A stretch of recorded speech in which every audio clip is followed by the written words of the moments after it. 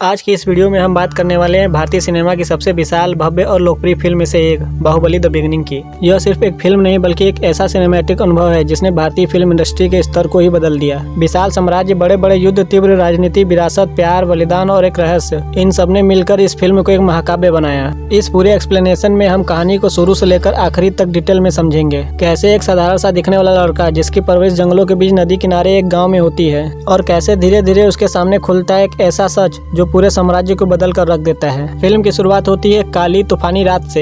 एक महिला किले से निकलकर भाग रही है। उसके कपड़े फटे हुए हैं, उसके पैरों में घाव है और हाथों में वह एक छोटे से नवजात शिशु को पकड़े हुए है। उसके पीछे सशस्त्र सैनिक दौड़ रहे हैं। यह महिला है शिवगामी, महिष्मती साम्राज्य की राजमाता। शिवगामी नदी तक पहुँचती है। सैनिक पीछे से आते रहते हैं। वह तलवारों और तीरों से बचते बचते अपनी आखिरी सांसों से बच्चे को पानी में ऊपर उठाती है। फिर वह खुद पानी में डूबने लगती है, लेकिन उसकी पकड़ बच्चे से नहीं छूटती। कुछ मछुआरे और गाँव की महिलाएं सुबह जब नदी के किनारे आते हैं तो देखते हैं कि एक महिला नदी में है और उसके हाथों में एक बच्चा है जिसे उसने अपने आखिरी क्षण तक बचाए रखा था। गांव वाले बच्चे को उठा लेते हैं और उसे अपना मानकर पालने की ठान लेते हैं। वह बच्चा बड़ा होकर कहलाता है शिवा। शिवा जैसे जैसे बड़ा होता है वह दूसरों से बिल्कुल अलग दिखता है। उसकी ताकत, उसकी ऊर्जा और सबसे ज्यादा ऊंचाई की ओर उसका आकर्षण। गाँव के पास एक विशाल झरना है। झरने का पानी पहाड़ के सबसे ऊपर से गिरता है और गाँव वालों की आंखों में ऊपर पहुँचने का ख्याल भी नहीं आता। लेकिन शिवा को बचपन से लगता है कि इस झरने के ऊपर कुछ है, कोई ऐसा रहस्य जो उसे अपनी ओर खींच रहा है। उसकी माँ उसे ऊपर जाने से रोकती है क्योंकि उस रास्ते में कई खतरे हैं, मगर शिवा की जिज्ञासा को रोका नहीं जा सकता। वह हर दिन किसी न किसी तरीके से झरने के ऊपर पहुंचने की कोशिश करता है, कभी मिट्टी से नकली रास्ता बनाकर, कभी रस्सियां बांधकर।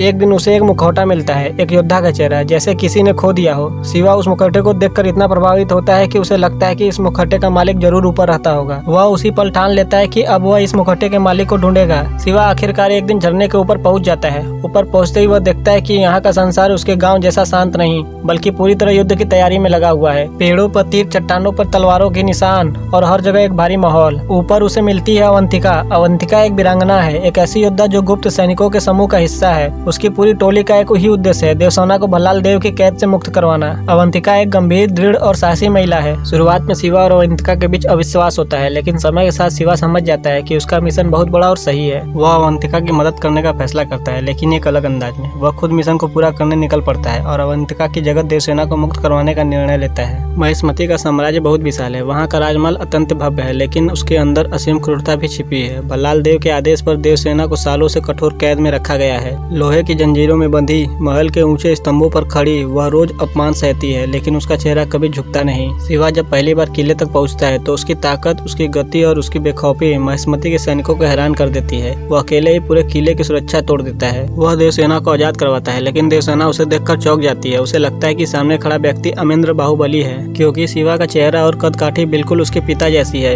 यहीं पर कटप्पा की एंट्री होती है, देश का सबसे विश्वस्त, अनुशासित और अद्वितीय योद्धा। कटप्पा शिवा को देखता है और उसके पैरों में गिर जाता है। शिवा हैरान है, यह बुजुर्ग योद्धा मुझे क्यों पहचान रहा है। अब कहानी आती है फ्लैशबैक में, अमरेंद्र बाहुबली और भल्लाल देव के बचपन का। महिष्मती साम्राज्य का राज्य हाल ही में राजा की मृत्यु के बाद अस्थिर है। उसके दो उत्तराधिकारी हैं, अमरेंद्र बाहुबली और भल्लाल देव। दोनों राजकुमार शक्तिशाली हैं, लेकिन दोनों के स्वभाव बिल्कुल अलग है। अमरेंद्र दयालु, न्यायप्रिय और प्रभावशाली नेता है। भल्लाल देव अहंकारी, शक्ति का भूखा और घमंडी। दोनों की ट्रेनिंग होती है, घुड़सवारी, युद्ध, राजनीति, प्रशासन और हर क्षेत्र में अमरेंद्र आगे रहता है। शिवगामी दोनों को बराबरी से सिखाती है, लेकिन छिपे रूप में बिज्जल देव भल्लाल देव को उस्काता रहता है कि राजगद्दी सिर्फ उसी की है। तभी महिष्मती पर कल्केय नाम का राक्षस आक्रमण कर देता है। कल्केय जनजाति अत्यंत हिंसक, क्रूर और युद्ध कौशल में माहिर होती है। उसके राजा को सिर्फ विनाश पसंद है। वह महिष्मती पर हमला करता है और शिवगामी इस युद्ध का नेतृत्व अपने दोनों राजकुमारों को देती है। जहाँ अमरेंद्र की रणनीति होती है जनता की रक्षा करना, कम सैनिकों से ज्यादा प्रभावशाली तरीके से लड़ना, अग्रिम पंक्ति में खुद लड़ाई में उतरना। दूसरी तरफ भल्लाल देव की रणनीति होती है अपने हितों को पहले रखना, युद्ध को किसी भी तरह से जीतना। उसे जनता का कोई परवाह नहीं होता। दोनों पक्षों के बीच भयंकर लड़ाई शुरू हो जाती है। अंत में अमरेंद्र बाहुबली वह योद्धा बनता है जो कालिकेय राजा को हराता है। जनता उसके नाम से गूंजने लगती है, जय बाहुबली। शिवगामी घोषणा करती है कि अगला राजा अमरेंद्र बाहुबली होगा। भल्लाल देव और उसका पिता का ईर्ष्या यहाँ से और अधिक बढ़ जाती है। कटप्पा बताते बताते एक गहरी सांस लेता है और कहता है, तुम अमरेंद्र बाहुबली नहीं, उनके पुत्र महेंद्र बाहुबली हो। शिवा को अपनी असली पहचान का पता चलता है। वह समझ जाता है कि उसकी नियति महिष्मती से जुड़ी है। देवसेना उसे देखकर रोने लगती है, क्योंकि वर्षों बाद वह अपने बेटे को पहचानती है। लोगों में फिर से उम्मीद की किरण जागती है, क्योंकि अमरेंद्र का पुत्र वापस आ चुका है। और फिर कटप्पा धीरे से सिर झुका लेता है। उसकी आवाज टूटती है। शिवा और देवसेना दोनों उसकी ओर देखते हैं। कटप्पा कहता है, हाँ, मैंने ही बाहुबली को मारा था। यह सुनकर सबके होश उड़ जाते हैं। कटप्पा जो अमरेंद्र का सबसे बड़ा वफादार था और जिसने कभी किसी गलत काम को स्वीकार नहीं किया, वही कटप्पा बाहुबली का हत्यारा कैसे हो सकता है, और फिल्म यहीं पर समाप्त हो जाती है। यह फिल्म एक शुरुआत है एक ऐसी कहानी की जो राजनीति, विश्वासघात, प्रेम, युद्ध, परिवार और विरासत से जुड़ी है। फिल्म के अंत का सवाल, कटप्पा ने बाहुबली को क्यों मारा, दुनिया के सबसे बड़े रहस्यों में से एक बन गया था, और इसका जवाब बाहुबली 2 में मिलता है, जिसको मैं जल्दी ही लाने वाला हूँ। तब तक के लिए वीडियो को लाइक करें और चैनल को सब्सक्राइब करें। धन्यवाद।